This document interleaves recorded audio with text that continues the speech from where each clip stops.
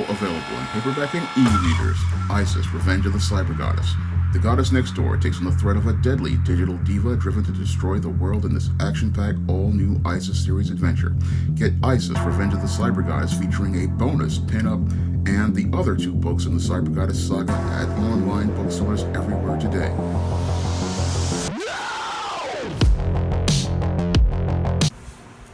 Hi everyone, it's Shawn here with a comic review video. Now, the publishers of Sigma Comics sent me the 6th issue of Here Comes Calico, and this 6th issue is an absolutely fantastic one that bounces right back from the struggles of the 5th issue. Now, this 6th issue has great storytelling and great pacing, and is absolutely fantastic from first page to the last. Now, the cover on this one shows Calico deep in the woods, getting ready to go into action, and they're saying it's a security breach, and that really flows right organically into the story, and that's what a good cover does. It gives you a little teaser of what's happening in the book, but draws you in and out so that you'll pick up the book and pick it and hopefully go out here and buy it. And I would definitely buy this book if it was in a comic shop, because the cover is really strong and really pops and has dynamic action that really just is very intriguing and tells a great story.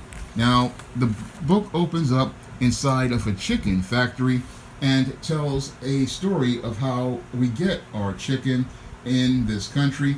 And this is something I saw myself in the book Fast Food Nation and in some documentaries where they were talking about the chicken processing plants. And what they show us are the lives of these chicks as they grow up to chickens and the just horrific conditions that they wind up in. Now, as these chickens hatch, they usually wind up inside of these boxes and then transferred over to these metal boxes where they are just fed syrup. And in some cases, like what I read in Fast Food Nation, sometimes they're fed the dead bodies of other chickens. And the chicks that they don't need usually get ground up into some sort of thing and killed, and this is just a horrific thing that goes on. And your Calico is out here scoping out this whole factory as he's getting ready to go out here and meet out his brand of justice. Now, as he's out here meeting out his brand of justice and doing his recon mission as related to this whole case, here is a woman who just decides that she's tired of her dog. And as she's tired of her dog, she just decides to tie it up and leave it out in the woods to just die. And that's, again, the type of evil that Calico goes out here and fights, the kind of people who go out here and abuse animals. And as he's working towards this long-term case of shutting down this factory, he's dealing with this woman who just decides, because she's in her feelings, oh, here's a dog that I want. But until she has to take responsibility for it, she's just going to go out here and abdicate her responsibility by abandoning this dog in the woods. And this is a sad horror story that goes on all across this country, where people just go out here and abandon dogs and even cats out in the woods. And this is what Calico sees, and he goes out here and he frees this dog and ties up the owner and leaves her in the woods to suffer the way she was going to leave this dog to suffer in the woods. Now, after this whole sequence where Calico saves this dog, takes her to the vet, we get a nice exchange between Calico and the vet that he works with as related to his previous case dealing with this dog. And we find out that she wants to build a little bit of a relationship, but your Hector wants to keep things professional, and he goes over to Chino's gym up in the Bronx. Now, as he's up in the Bronx, he's up here sparring with this boxer who he's been wanting to work with for some time.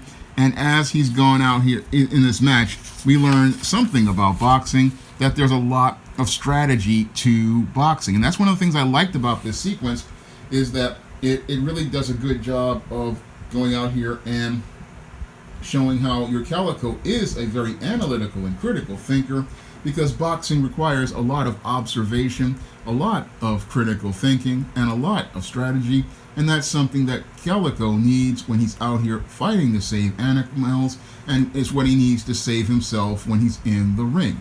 Now, what I liked about this whole sequence is that it leads up to a foreshadowing later in the story, and it foreshadows because as your Hector is out here sparring with this guy for 3 rounds, he realizes how important he needs to protect his cover, and because he doesn't want people to know who he is as Calico.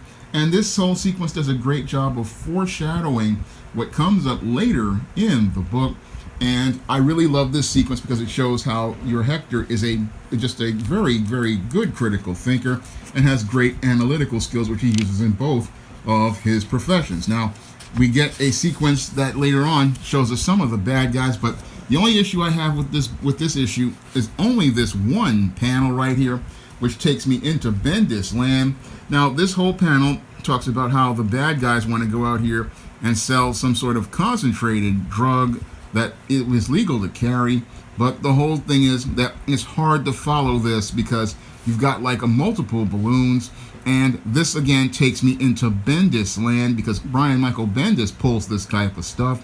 This would have been a lot easier to go out here and just make it as a separate page with 9 panels. That's the only issue I have with this book, is this one panel right here, because it's giving me Bendis flashbacks, but the overall book is very good, taking me into the story as related to the police doing investigations. And then later on, we got the animal kingpin, and this guy, he basically is a deviant, because we find out that he's not only going out here and has a chicken processing plant, but he also is participating in deviancy with these animals, bestiality, and making pornography with these animals, just completely deviant stuff. And it's just absolutely disturbing to think about the things this man has done. And as the book goes on, your Calico goes into action. I don't want to give away too much of this book, but I'll just say one thing from this last panel at the bottom. It just shows how your Calico takes no crap from anyone. And this builds up into a very compelling story where your animal kingpin here, his henchwoman, gets the just desserts as related to the deviant acts that go on in this chicken plant. Now, this 6th issue is, again, absolutely fantastic as related to storyline, absolutely fabulous as related to character development, and the pacing here is very solid. And I have to say, this 6th issue does a great job of, as it shows your Calico meeting out justice at the chicken plant.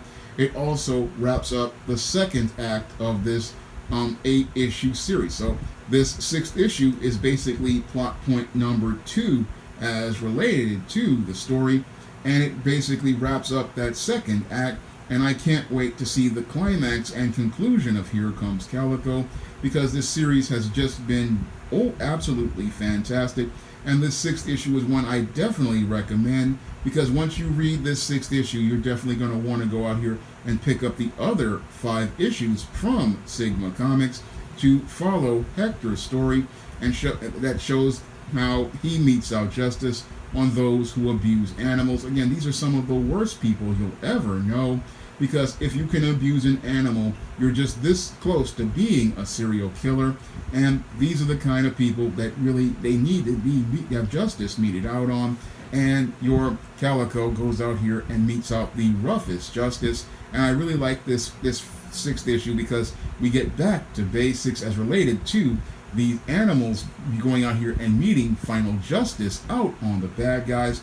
I don't want to give, again, away too much. That's why I'm not showing all of what's going on in this comic, because I want you to go out here and pick up your own issue of Here Comes Calico from Sigma Comics, because you will not be disappointed with this series, which reminds me a lot of Gene Colan's Daredevil, and tells a very compelling story that I know you'll be hooked on once you pick it up. So I definitely want to recommend you go out here and get this issue of Here Comes Calico, because as he breaches the security of the plant and wraps up the 2nd plot point, you're going to be eager to go see what comes up next as the story gets ready to head towards its conclusion. Now, my first comic, Easting No Good Deed, is now available on Kindle for 99 cents, and you can get that book by clicking the link in the description box. And if you want to pick up some of my action-packed fantasy on the SJS Direct imprint, like the ISIS series, the Eastine series, the John Haynes series, and the books of the Spinsterella trilogy, and other books I've done like Eternal Night and The Thetas, you can find all those books on Amazon.com in paperback and Kindle format. You can also find those books at other online booksellers like Smashwords, the iBookstore, and Google Play. That's all I have to say for this video. You can comment, rate, and subscribe. Now available in paperback and e-readers, The Temptation of John Haynes. Give in to temptation and pick up this action-packed African-American paranormal romance. Get The Temptation of